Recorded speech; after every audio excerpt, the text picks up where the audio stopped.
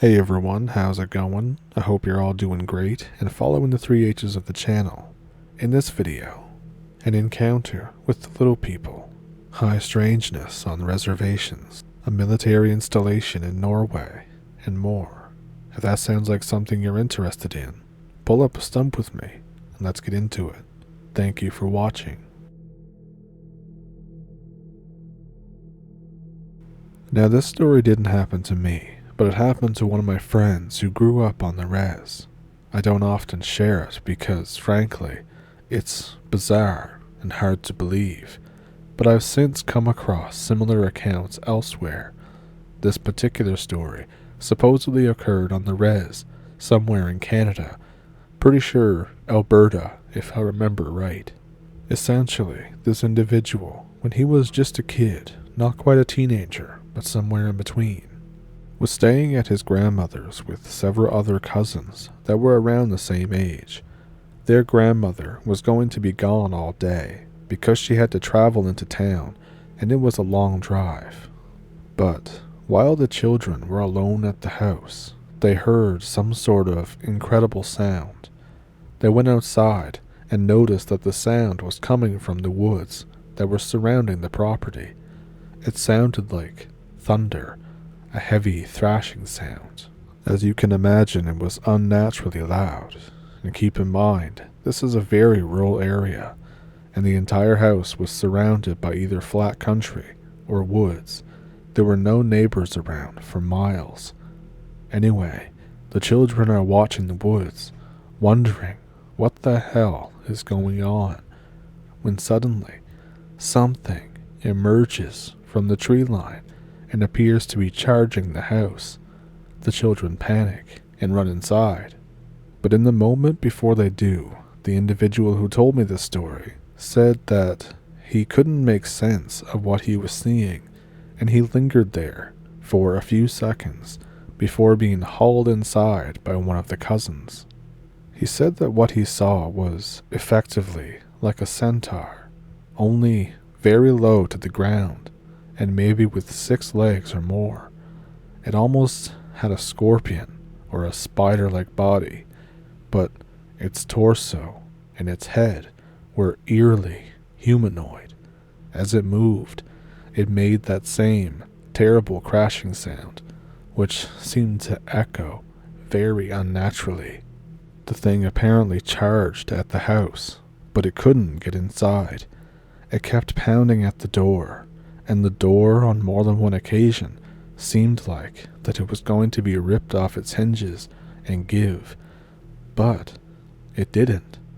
The thing eventually turned around and disappeared back into the forest without a trace. I'm sure I've gotten a couple of the details wrong, so my apologies for that. But one last thing. I didn't know what to make of the story when he told it to me. He seemed very sincere, but, it's hard to tell sometimes when you're talking to people. At any rate, I asked him several in-depth questions. He was very forthright and confident in answering them. He didn't seem to be pulling my leg. For years, I thought about that story, but I could never bring myself to really 100% believe it, because it just seemed so out of the realm of reality. But then, I come across a few other random stories over the years. Somebody in the American Midwest was with his girlfriend driving up a mountain when the two of them saw what he described as a half-man, half-spider darting gingerly across the path. He described it the same way, to a T, as the story that I was told. A multi-appendage spider-like body with a man's torso and a head. I've since heard other similar stories as well. Also, there's a weird thunder noise, the crashing sound that the guy described to me from his account on the res. That sound is associated with the black dogs over in the UK. Some people refer to it as guy trash because it sounds like a man trashing through the water. But the black dog sightings are sometimes accompanied by a strange sound that people liken to thunder or the crashing of chains. Anyway, I never knew what to make of that story. I still don't, but it seems much more believable now. Maybe there's some relation. Maybe someone knows something. There's something strange about this high strangeness phenomenon.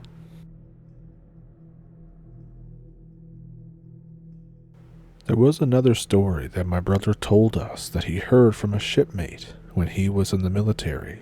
This is Uncle Monkey's Wendigo story, as told by my brother. Uncle Monkey got his moniker from the E4 Mafia because his name was Monkey, as in I'll be a monkey's uncle. So, in typical military fashion, he became Uncle Monkey.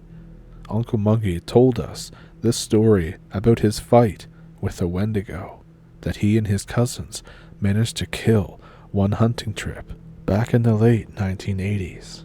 His older kin told him the legend of the Wendigo, a forest monster that had once been a man, a cannibal that had turned into the legendary monster, not to frighten us, but rather to teach us that even powerful monsters can be successfully fought, defeated, and even destroyed.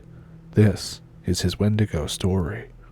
We grew up on the Ontonagon Indian Reservation, which is the homeland of a branch of the Lake Superior Chippewa. As young bucks, me and my cousins, Race and Alex, and I too, spent all of our livelong days hunting and fishing, rain or shine, in freezing cold or sweltering heat. Nothing short of a legion of monsters could keep us out of the woods.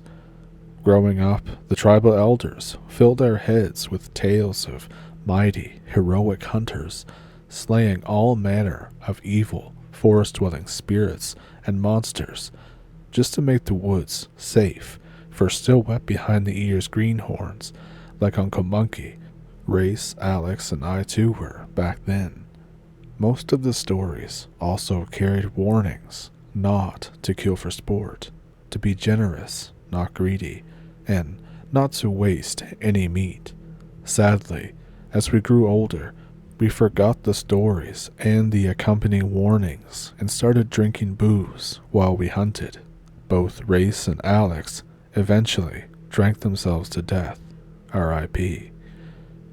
The snow was deep that late December week as we fired up our snowmobiles and headed into the deep, dark woods. Around the campfire that night, we shared a pint of peppermint schnapps, bragging and boasting of past hunts, ribbing each other over easy shots missed as hunters want to do when at hunting camp gathered around the fire. On a more serious note, we talked of the guardian spirits of the forest and what we would do if we ever crossed paths with one. The general consensus was piss your britches and run like a scared bunny, although we swore to go down fighting and promised to empty our weapons at the monster before running, swearing that we would leave no one behind. Then we exaggerated our bravery when we told our tall tales of two gullible greenhorns, our younger kin. Then we turned in, wanting to get an early start. Nobody slept well that night, having bad dreams of the talking bird, then woke by strange noises, sounds of labored breathing, and the crunch of something trying to be stealthy in crusty snow. Only slightly hungover, we were up before the dawn cracked.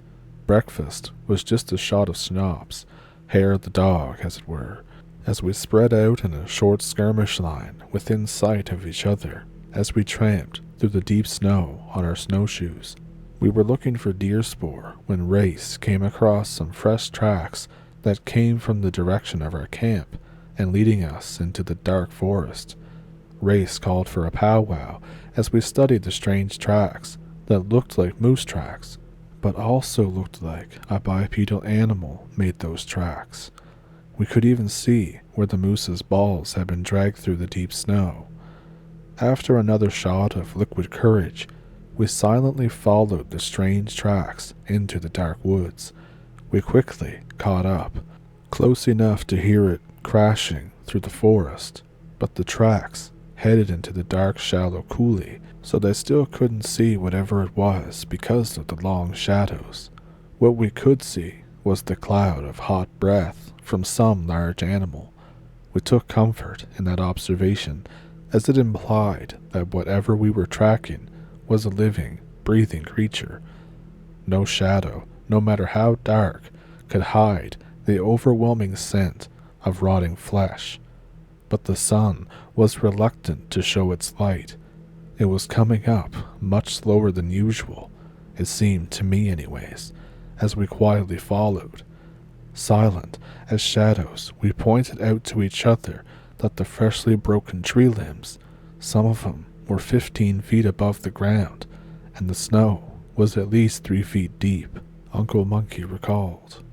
The sun finally rose, wan and weak from the storm clouds fighting for dominance of the sky, when we intrepid hunters caught sight of the quarry less than 50 yards away in the thick underbrush.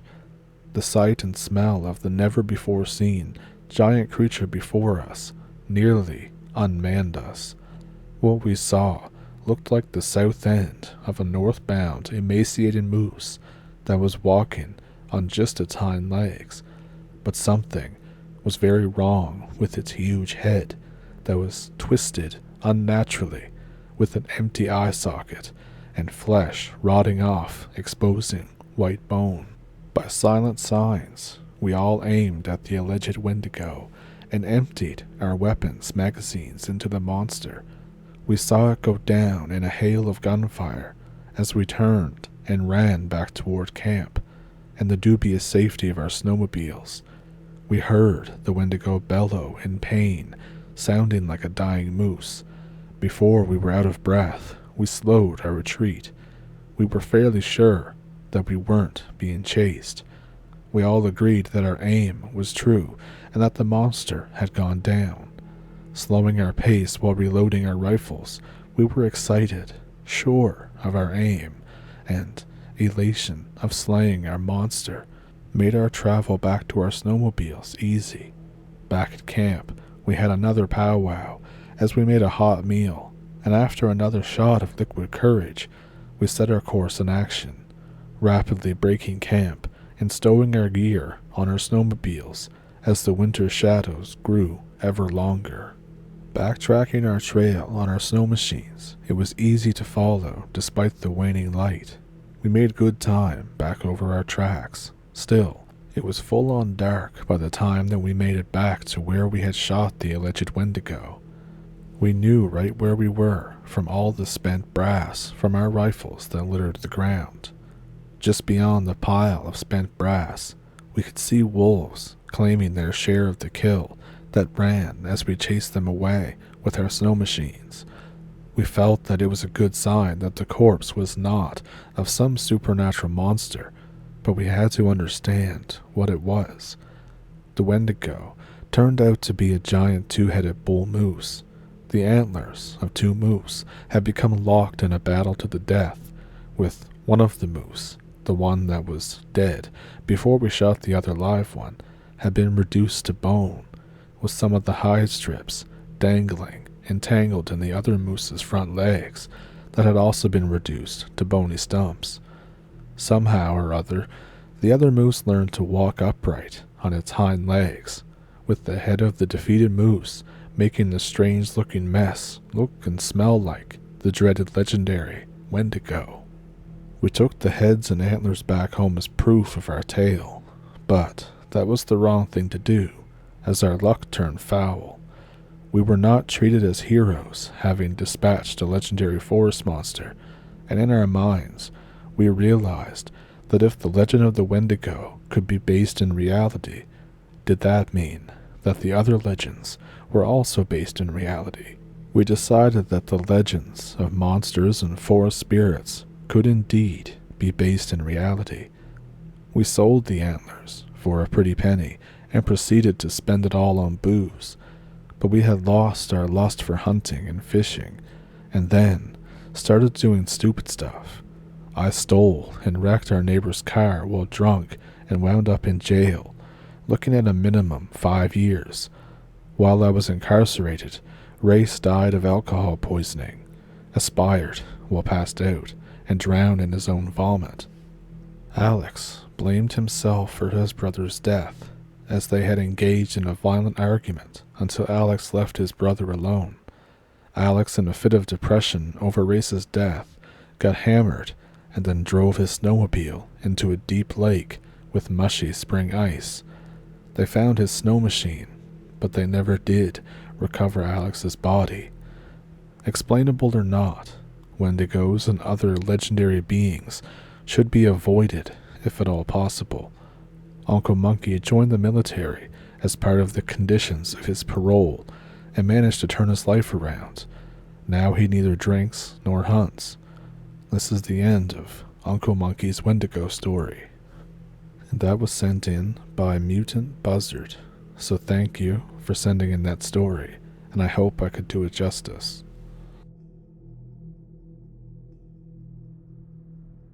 Here's my story.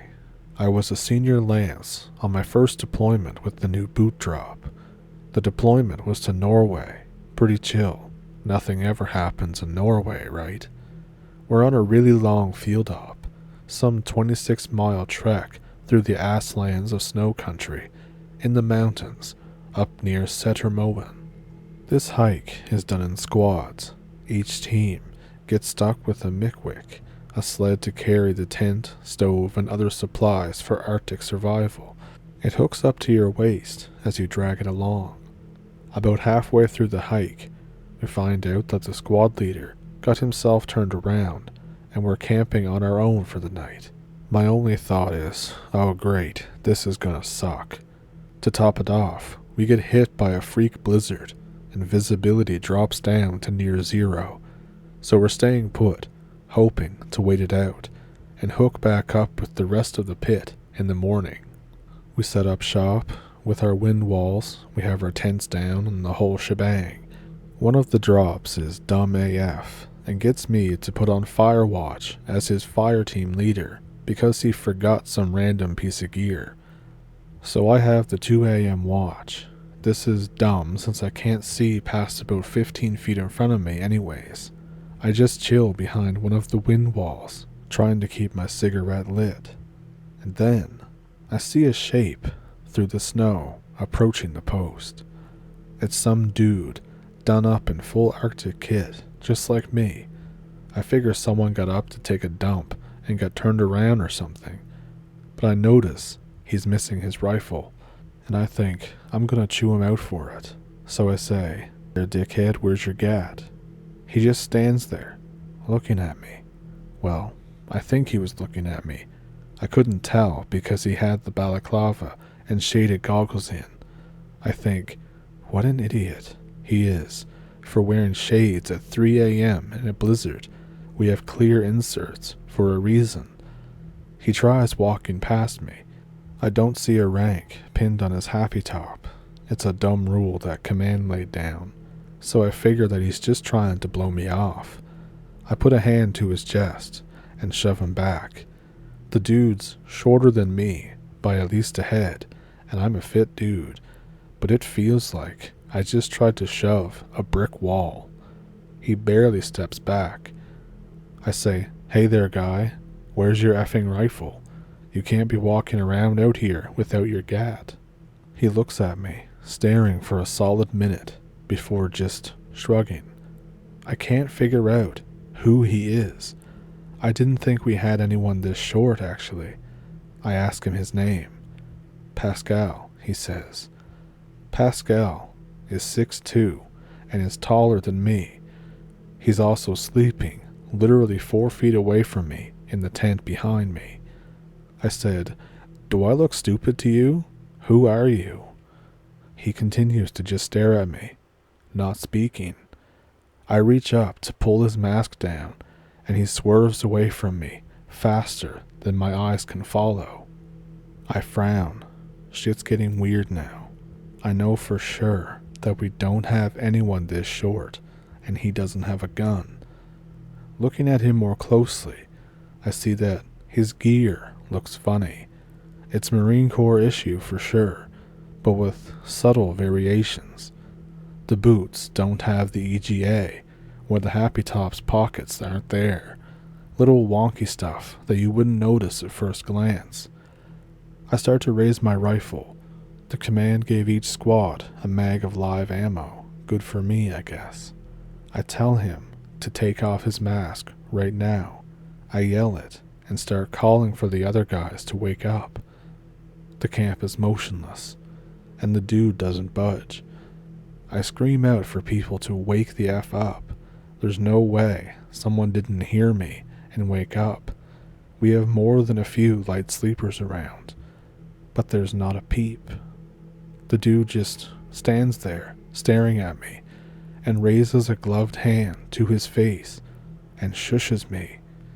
I'm more than a little freaked out now.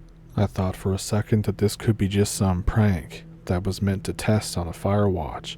Though why would they do that when Firewatch has live rounds? I have no idea. I rack around and fully present at him, screaming at him to identify himself. I'm rationalizing and praying that this is just some dumb prank. Hell, at least I'm doing what I'm supposed to do in the situation, mostly. He stands there for another moment before reaching up and peeling off his mask. And I don't say peeling for the effect. It sounded like he was actually peeling off his skin or something, like the mask was attached with hooks or staples. Imagine you somehow tear a steak in half with your bare hands. It sounded just like that. Once the mask comes off, there's nothing there, like there's a head and everything, but it's blank. There's approximations of facial features here and there, a bump for a nose, little indents for eyes, etc. And, as if right on cue, my tinnitus starts acting up. My ears are ringing something awful. I blink, and there's features there, but they're all wrong, like someone hurriedly tried pasting clay together and it didn't fit right. The eyes are just black round orbs set in recesses with dots in the center. The mouth is just sloppily carved like a line. The nose looks like someone took a triangular shape of flesh and stuck it to his head on crooked. My heart was beating out of my chest. I don't want to blink again, but I didn't wear the goggles like a dumbass, and my eyes were burning, so I blink, basically screaming the whole way. I open my eyes again. He's still there, but his face is more normal. It looks like Pascal even, a low-res version of him, but he's there. He's frowning, and he's still way too short to be Pascal. I've completely forgotten the gun at this point. It's just pointed straight at the thing's chest. I don't think it would have done much good anyways. I scream at the thing to F off, and that I'm not letting it into the POS. It cocks its head at me, his face still looking like a PS2 rendition of Pascal. It frowns for a second, before smiling at me. I try my hardest not to blink, as it simply turns away and walks back into the storm. I stare at it until it's long gone before I let myself blink. After about a minute of just standing there, staring into the void of white and darkness, I hear the zipper behind me open, and what do you know? Pascal comes out, still putting on some of his gear. He gives me a nod and tells me that he's got to go to the bathroom. I tell him to use the canteen. I didn't sleep right for the rest of the op. I have no idea what that was. It definitely was not a dream. It was way too vivid, and the pain from my eyes and the tinnitus was real for sure. Obviously, I never told anyone in the squad about it, but I didn't wake up Firewatch for the rest of the night. I just stood post until we left the next day. I don't know what I would have done had the thing tried to get into camp again. I don't think there was much I could have done anyways, and seeing it wasn't just the worst thing. That was the dreams that happened for years after. This happened back in 2018.